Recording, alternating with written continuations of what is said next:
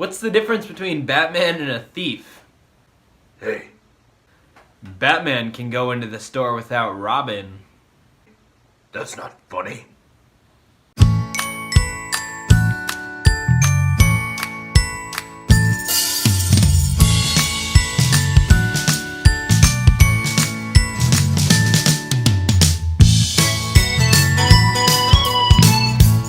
What's up, YouTube? Zach's back with another attack. Today we're going to be reviewing Star Wars Rogue One. Gotta say, there will be spoilers during this review, so if that's not something you want, if you haven't seen the movie yet, I would hold off on watching this video. I just really can't talk about this without using spoilers. Let me start out by saying, I knew this movie was gonna be good. This is by the same people who bring you all the Disney movies, Avengers, and The Force Awakens. Of course, this movie is not gonna be bad. It could have been better, however, and I was actually kind of expecting it to be a little better. Now, it's not necessarily Disney's fault. This movie takes place smack in the middle of 7 already established movies in a series. In Episode 4, A New Hope, they already have the plans for the Death Star. So you know these people's mission is successful, but they're not in any of the other movies, so it's pretty clear that something's gonna happen to them, or else wouldn't they use these people again? That's what I thought going into this movie. And I was right. Pretty much everybody dies. But the upside of that is that they don't let you get really close to any of the characters anyway, which is really unfortunate. There was some really cool, likable characters here that you just didn't get attached to enough to care enough when they die that it made as big of an impact.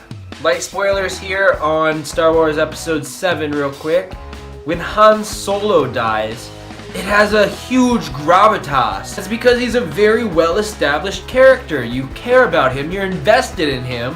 He dies, it breaks your heart a little bit. These people die, you don't care too much. That's probably the biggest downfall of this movie. It's a very story-driven movie, but the story requires several characters. And honestly, the main character, Jyn Erso, is really the only person that you get a connection to and care when she dies. And even at that, it really wasn't that emotional of a death. Even when it doesn't involve characters dying, one of the best parts about Star Wars is the characters. What would Star Wars be without such amazing characters as Princess Leia, rest in peace Carrie Fisher, Darth Vader, Han Solo, Chewbacca, Yoda? The list goes on and on. And then Rogue One comes in and you just got an ensemble of characters who are not overall that important or memorable. Jyn Erso is the only character that I can honestly tell you their name without looking it up. I can say that I loved the blind guy. He was great and very entertaining. I'll probably remember him, but I don't know his name. I don't know his story at all. I just know he's a bamf and he's a blind guy. I hated to see that character die, but not because I was invested in the character so much as I just wanted to have another badass around for the new movies. And you can try saying I'm just a fanboy of the old characters and the way Star Wars was, but I loved Force Awakens. Rey is a great character, she's deep, and you can invest in her wholeheartedly. Finn's great too. Let's face it, the best parts of Rogue One are the parts with Darth Vader. There's an amazing scene with him. R2-D2 and C-3PO, Princess Leia, and Grand Moff Tarkin. And combined, they're only in the movie for less than 10 minutes probably. That being said, this Star Wars movie has more action and wars than probably any other Star Wars movie, which is great. This movie had amazing action that made sense and was choreographed perfectly.